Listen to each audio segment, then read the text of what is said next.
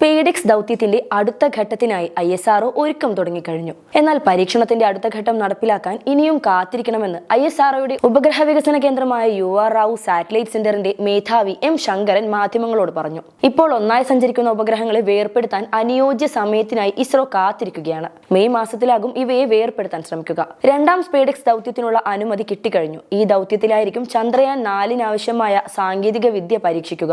NVS not 2 ഉപഗ്രഹത്തിനുണ്ടായ സാങ്കേതിക പ്രശ്നത്തെക്കുറിച്ച് ഉന്നതതല സമിതി റിപ്പോർട്ട് തയ്യാറാക്കിക്കൊണ്ടിരിക്കുകയാണെന്നും M ശങ്കരൻ വ്യക്തമാക്കിയിട്ടുണ്ട്. NVS നോട്ട് 2 ഉപഗ്രഹത്തിലെ പ്രതിസന്ധി മുൻ ചെയർമാൻ കിരൺ കുമാറിന്റെ നേതൃത്വത്തിൽ പ്രത്യേക സമിതി പഠിക്കുകയാണ്. അടുത്ത 3 ആഴ്ചയ്ക്കുള്ളിൽ റിപ്പോർട്ട് ലഭിക്കും. ഉപഗ്രഹങ്ങളെ തമ്മിൽ വേർപെടുത്തുക എല്ലാ പരീക്ഷണങ്ങളും പൂർത്തിയാക്കിയ ശേഷമായിരിക്കും. റിപ്പോർട്ട് ലഭിച്ച ശേഷം അടുത്ത നടപടികളിലേക്ക് കടക്കുമെന്നും URSC മേധാവി M ശങ്കരൻ കൂട്ടിച്ചേർത്തു. 2024 ഡിസംബർ 30-ന് ശ്രീഹരിക്കോട്ടയിലെ സതീഷ് ധവാൻ ബഹിരാകാശ കേന്ദ്രത്തിൽ നിന്ന് വിക്ഷേപിച്ച സ്പേഡെക്സ് ദൗത്യത്തിലെ ചേസർ, ടാർഗറ്റ് എന്നീ ഉപഗ്രഹങ്ങളെ ബഹിരാകാശത്ത് വെച്ച് കൂട്ടിച്ചേർക്കുകയും ഊർജ്ജ കൈമാറ്റം നടത്തുകയും വേർപെടുത്തുകയുമാണ് ISRO ലക്ഷ്യം വെക്കുന്നത്. 2025 ജനുവരി 16-ന് രാജ്യത്തിന്റെ ചരിത്രത്തിലെ കന്നി സ്പേസ് ഡോക്കിംഗ് ഇസ്രോ വിജയകരമായി നടത്തി. പലതവണ മാറ്റിവെച്ച ഈ പരീക്ഷണം 4ാം ശ്രമത്തിലാണ് ഇസ്രോ വിജയകരമാക്കിയത്.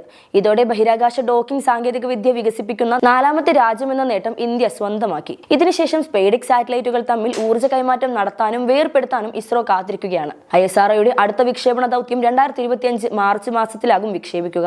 നിസാർ എന്ന ഉപഗ്രഹമാണ് ഇനി വിക്ഷേപിക്കാൻ ഉദ്ദേശിച്ചിരിക്കുന്നത്. NASA ISRO synthetic aperture radar എന്നാണ് നിസാറിന്റെ പൂർണ്ണ രൂപം. ഇസ്രോ നാസ സംയുക്ത ദൗത്യമായ ഈ ഭൗമ നിരീക്ഷണ ഉപഗ്രഹം ഭൂമിയുടെ ഉപരിതലത്തിലുണ്ടാകുന്ന മാറ്റങ്ങളെക്കുറിച്ച് പഠിക്കാനായുള്ള റഡാർ ഇമേജിംഗ് സാറ്റലൈറ്റ് ആണ് നിസാർ എന്ന ചുരുക്കെഴുത്തിൽ അറിയപ്പെടുന്നത്.